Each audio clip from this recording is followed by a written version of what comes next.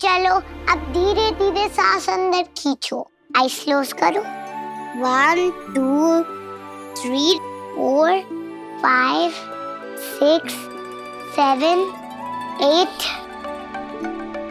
ओफो, ऐसे फटाफट नहीं, धीरे धीरे। Very bad. लाफिंग एक्सरसाइज बाद में, अभी मेडिटेशन। आप मेरी अगर नहीं सुनोगे तो जल्दी जल्दी ठीक कैसे होगे? Okay teacher, sorry. एक बार फिर से स्टार्ट करते हैं। रेडी? 1 2 3। आप भी ना। मैं जानता हूँ ये आपके लिए इतना आसान नहीं था, मगर फिर भी आप कर रही हो। और जिस तरह से आपने नील का ख्याल रखा है, उसकी वाकई हालत में बहुत सुधार आया। और ऐसे ही अगर नील खुश रहेगा और स्ट्रेस फ्री रहेगा तो बहुत जल्दी ठीक हो जाएगा। और हो सकता है उसकी धीरे धीरे याददाश्त भी वापस आनी शुरू हो जाए। तो मुझे लगता है कि अब हमें उसे थोड़ा थोड़ा सच बताना शुरू कर देना चाहिए। रुको सवी, थैंक यू वेरी मच। नहीं, आप प्लीज थैंक यू बोल के ऐसे शर्मिंदा मत कीजिए। नील ने मेरे और मेरे बच्चों के लिए जो भी किया है ना, उसके आगे कुछ भी नहीं है। लेकिन तुम जो नील के लिए कर रही हो वो आसान नहीं है।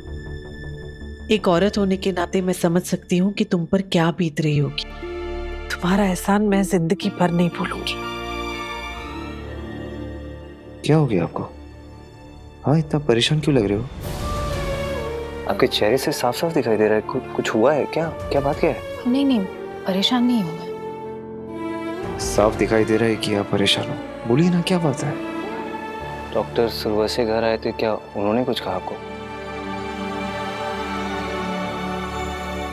क्या सभी आप मतलब इतनी छोटी सी बात से मतलब परेशान हो रही है? क्या हो गया आपको? क्या कहा होगा उन्होंने? ज्यादा से ज्यादा यही कहा होगा ना कि आपके भुलक्कड़ पति की याददाश्त कभी आएगी नहीं, वो हमेशा भुलक्कड़ ही रहेगा।